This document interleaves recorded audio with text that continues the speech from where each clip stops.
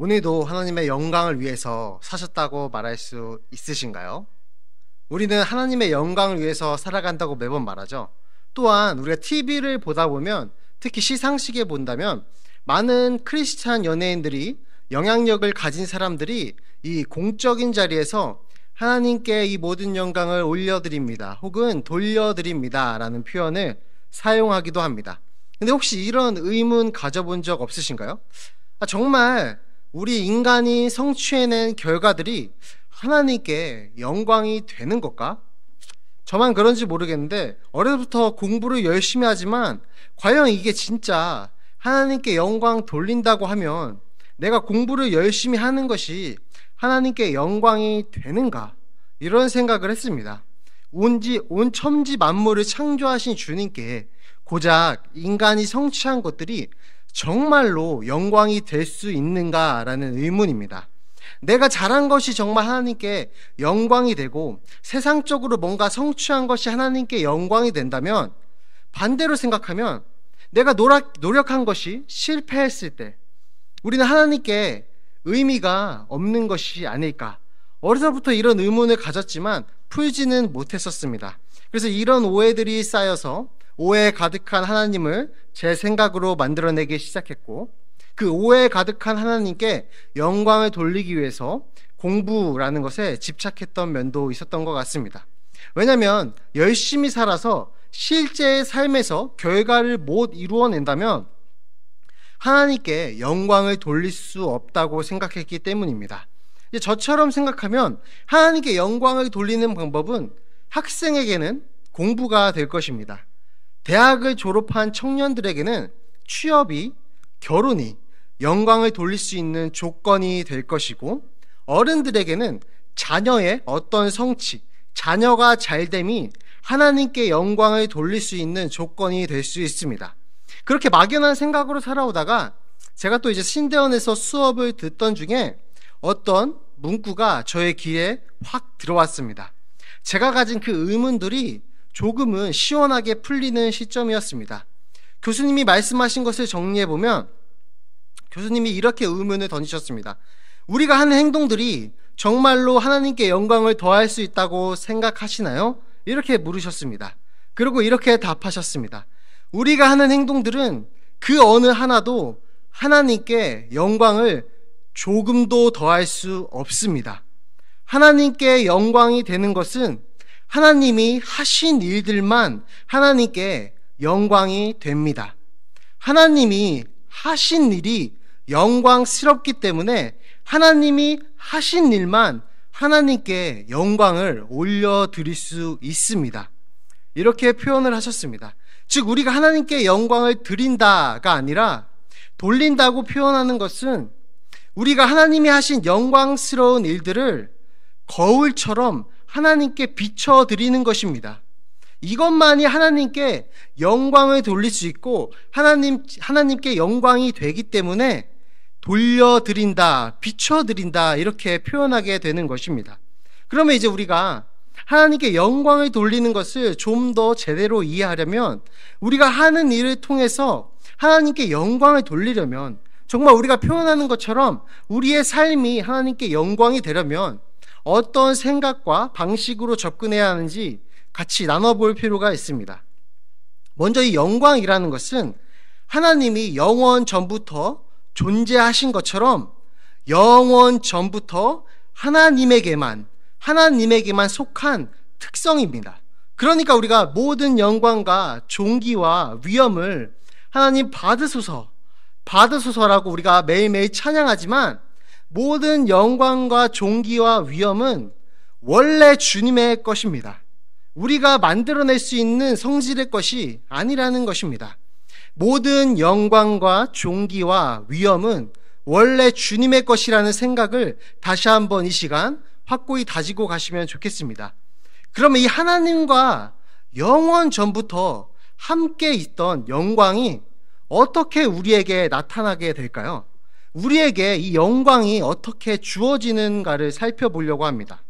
우리가 하나님의 영광을 느낄 수 있는 대표적인 것이 무엇이 있을까요? 우리가 많이 배워왔습니다. 말씀과 성령의 권능으로 하늘과 땅을 무로부터 창조하셨습니다. 모든 생물과 무생물들을 각각의 종류대로 지으시고 각각에게 특별한 특성을 허락하셨으며 기능을 맡기셔서 하나님께서 정한 법칙과 방법대로 이 세계를 함께 살아가도록 하셨습니다.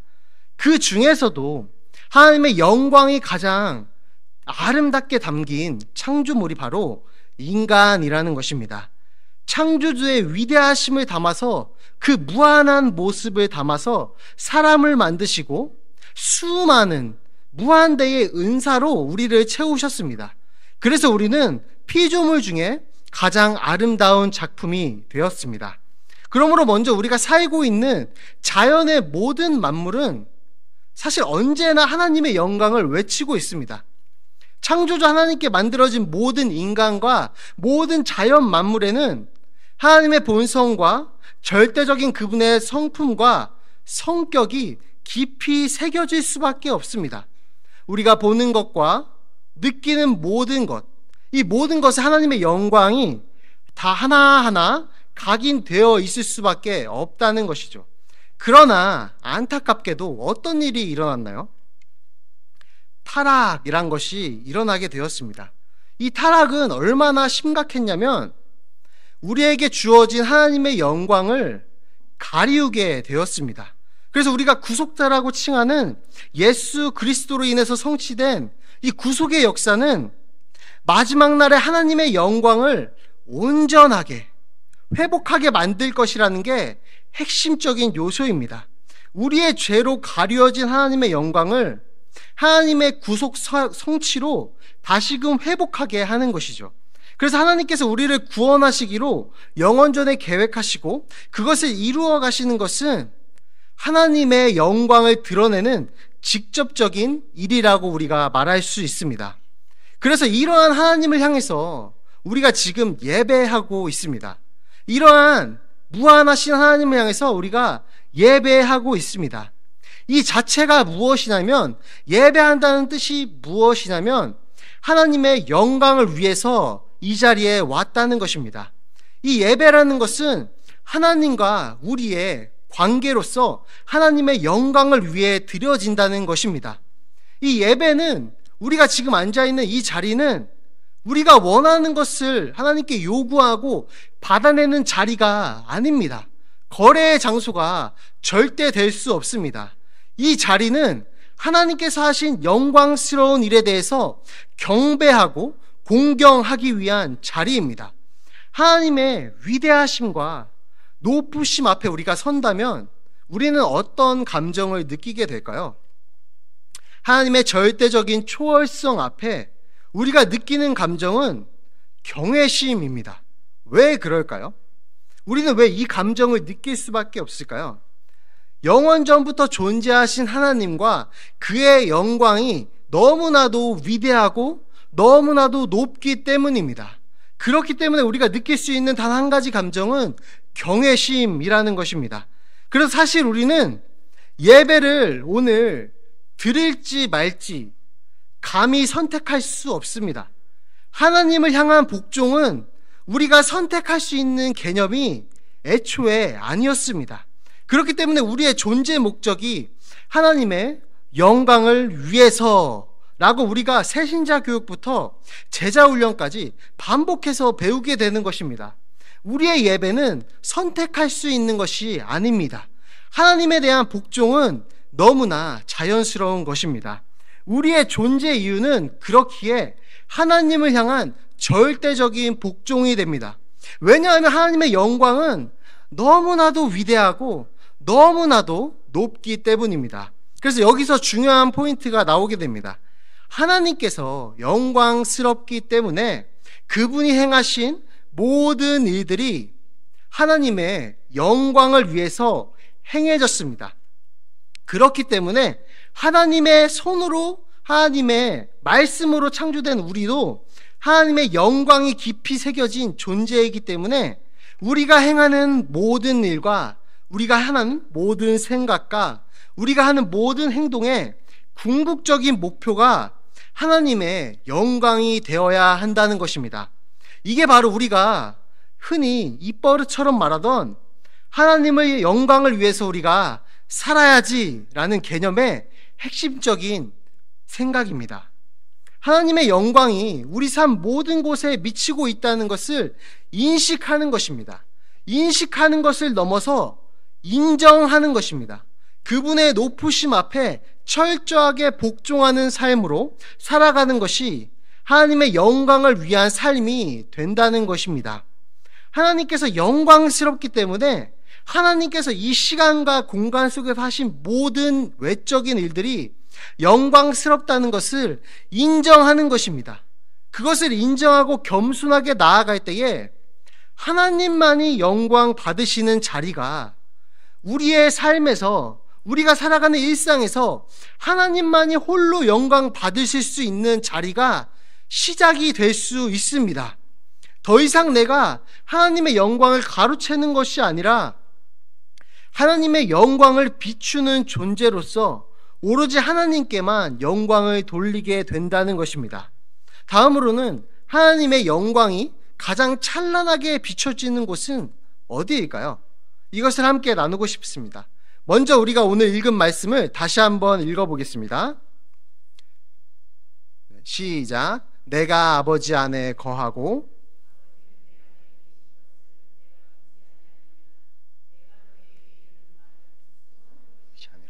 아버지께서 내 안에 계셔서 그의 일을 하신. 11절. 내가 아버지 안에 거하고 내 안에 계심을 믿으라. 그렇지 못하겠거늘 행하는 그 일로 말미암아 나를 믿으라. 아멘. 성자 하나님 예수 그리스도께서는 하나님의 완전하시고 영광스러움이 온전하게 비춰진 광채이십니다. 그렇기 때문에 말씀대로 예수님을 본 사람은 성부 하나님의 영광을 본 사람이 된다는 것입니다. 성부 하나님의 영광을 본 사람은 예수님 안에서 그 영광스러움을 경험하게 됩니다. 우리에게 믿음을 주신 이유는 우리로 하여금 예수님 안에 있는 하나님의 영광을 보고 그 모든 것을 묵상하며 이 삶을 살아가게 하심입니다. 우리가 만약 지금 이 자리에서 예배하기 위해서 앉아 있지만 예수 그리스도를 통해 주어지는 하나님의 영광의 아름다운 면들을 보지 못하고 경험하지 못하고 있다면 너무나 안타깝지만 복음을 알지 못하는 것입니다. 우리의 타락으로 인해서 하나님의 영광이 가루어지게 되었습니다. 그리고 우리가 우리의 손으로 끌고 들어온 이 죄에 대해서, 우리가 스스로의 손으로 가져온 이 죄악에 대한 하나님의 진노는 무한하셨습니다. 하나님의 진노는 너무나 커서 무한하셨습니다.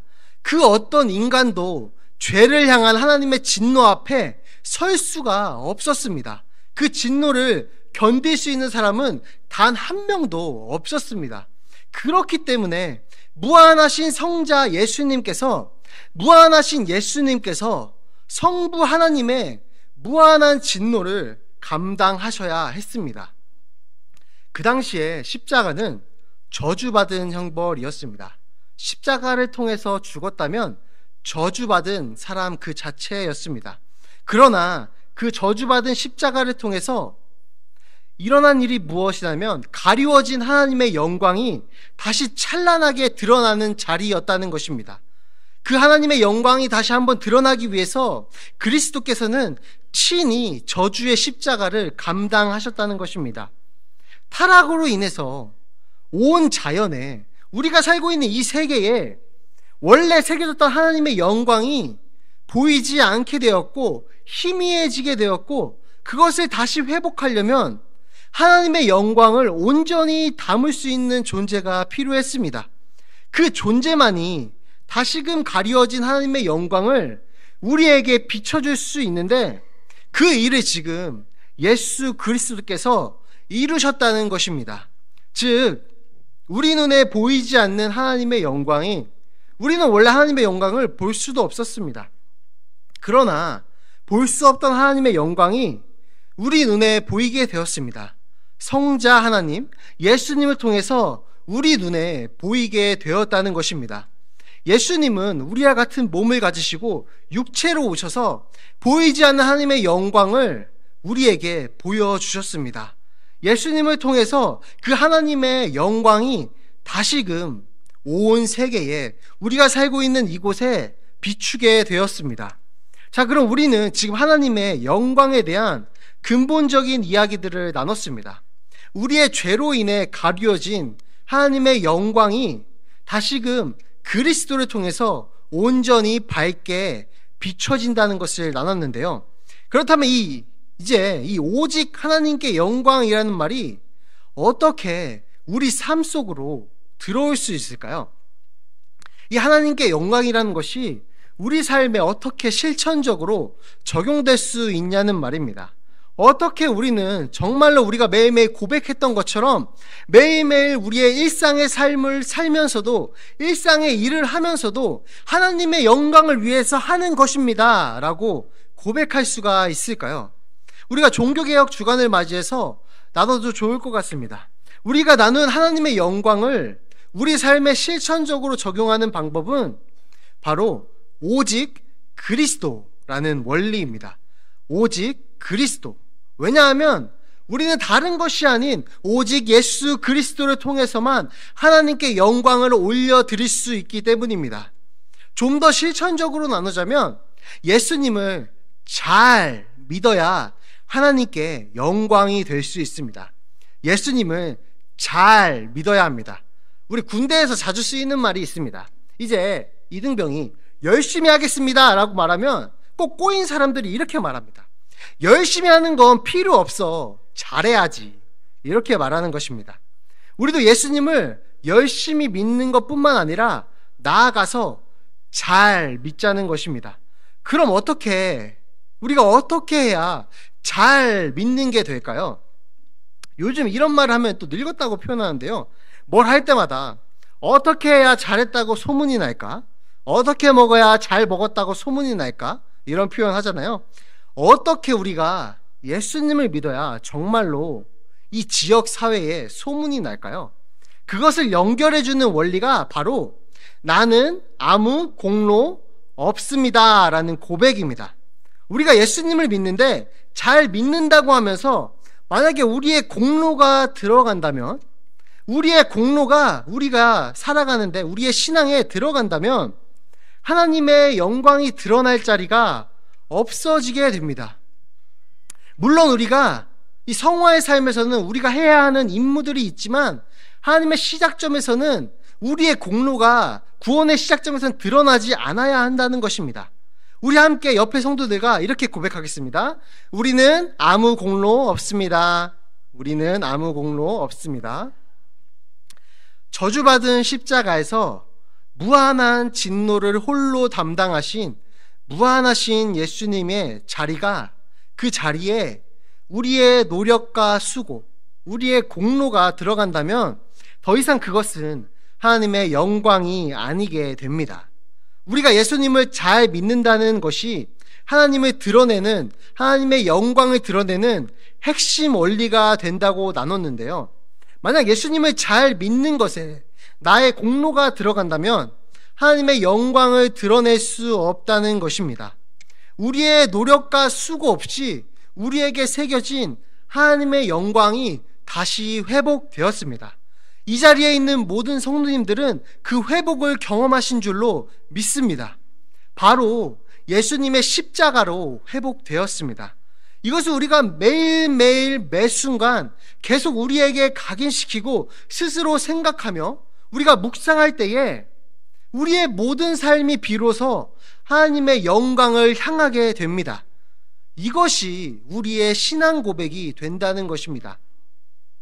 성경의 가치를 정면으로 반대하고 있는 이 세상에서 오로지 하나님만 바라볼 수 있는 우리의 굳건한 신앙 고백이 된다는 것입니다. 그럼 이제 다시 한번 우리 성도님들께 여쭈어 보겠습니다. 우리가 가진 지금 어떤 목표를 향해서 우리의 에너지를 쏟고 있는 일이 하나님께 영광이 될 수 있나요? 교회에서 봉사하는 것은 좀 그럴듯하니까 하나님께 영광이 되고, 조금 영적인 것 같으니까 하나님께 영광이 되는 것 같고, 내가 조금 나의 삶을 나아지게 해보자고 노력하는 것은 뭔가 세상적인 것 같으니까 하나님께 영광이 되지 않는 걸까요? 물론 어떤 것도 하나님께 영광을 더할 수 없는 것은 변하지 않는 진리입니다. 그러나 우리는 하나님의 영광에 대한 많은 이야기들을 같이 나눴습니다. 그래서 이제 우리가 하는 일이 과연 진짜 하나님께 영광이 될 수 있냐고 물으신다면 이제는 답을 해드릴 수 있습니다. 그럴 수 있습니다. 왜냐하면 이제 우리의 삶이 그리스도가 비추신 빛으로 인해서 하나님의 영광을 보게 되었기 때문입니다. 예수 그리스도를 통해서 하나님의 영광을 눈으로 보고 몸으로 느낄 수 있게 된 우리는 예전과는 다르게 살 수밖에 없기 때문입니다. 그래서 우리가 하는 모든 일에, 우리가 살아가는 모든 시간에, 우리가 마주하는 모든 상황에서 예수 그리스도가 비추신 하나님의 영광의 빛을 발견하게 되고 그 빛으로 인해서 우리가 하는 모든 일 또한 하나님의 영광을 위한 일이 되었다는 것입니다. 그래서 우리는 이제 하나님의 영광을 위해서 살아갑니다 라고 고백하는 성도가 되었다는 것입니다. 우리가 하는 모든 일을 통해서 이제는 하나님께서 영광을 받으시고 우리는 하나님께 영광을 돌리는 삶을 살 수 있게 됐다는 것입니다. 그 원리는 다시 한번 오직 예수 그리스도입니다. 우리의 손으로 우리가 스스로 가져온 더러운 죄 때문에 무한한 하나님의 진노가 우리에게 쏟아졌어야 하는데 그 무한한 진노가 담긴 잔을 예수님께서 스스로에게 쏟으셨습니다. 우리는 그 예수님을 통해서 다시 하나님의 영광을 보게 되었다는 것입니다.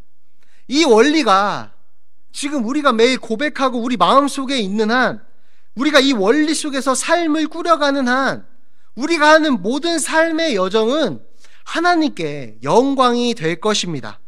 왜냐하면 이 원리를 매일 묵상하고 생각하고 사랑하는 마음이 커질수록 우리는 우리가 하는 모든 일에서 하나님이 하신 영광을 비춰드릴 수 있기 때문입니다. 우리가 하는 일이 하나님의 영광에 플러스 시켜주는 것이 아니라 그리스도께서 이루신 십자가 안에서 그 영광 안에서 우리가 일상의 일을 할 때에 그것이 하나님께 영광을 돌린다는 것입니다. 그래서 우리는 이제는 고백할 수 있습니다. 우리가 아무리 작은 일을 하고 있다고 해도 하나님께 영광이 될 것입니다 라고 고백할 수 있습니다. 그래서 하나님은 작은 일에 충성된 자를 통해서 영광 받으시는 것을 기뻐하십니다.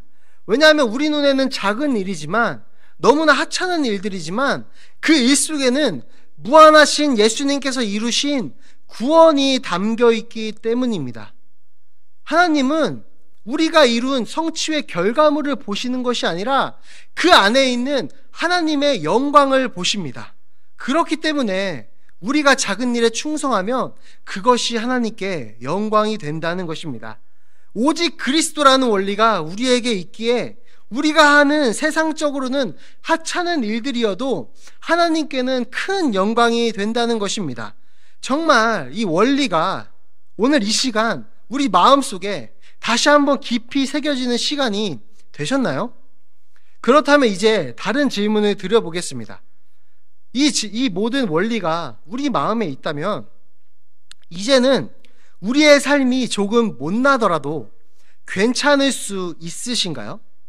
우리의 삶이 내 생각보다 조금 못나 보이고 조금 실패한 것 같아 보여도 괜찮을 수 있으신가요? 힘든 일이 많아도 매일매일 분명히 애쓰면서 사는 것 같은데 삶은 생각대로 잘 풀리지 않습니다. 그래도 괜찮으실 수 있으신가요? 이 원리를 가지고 산다면 우리의 대답은 괜찮습니다입니다. 하나님은 우리의 작은 삶을 통해서 영광 받으셨습니다. 왜냐하면 우리가 그리스도께서 하나님의 영광을 이미 회복하신 그 삶 속에 우리가 살고 있기 때문입니다. 이 원리를 잊지 마시고 작은 삶에서 작은 일에 충성하시면서 하나님의 큰 위로와 그 위로를 통해서 전달되는 선하님의 감싸여서 오늘도 우리에게 주어진 하루하루를 애쓰면서 사시는 선한 싸움을 포기하지 마시고 마지막 날까지 이어가시는 우리 거룩한 성도님들 되시기를 주님의 이름으로 축복합니다.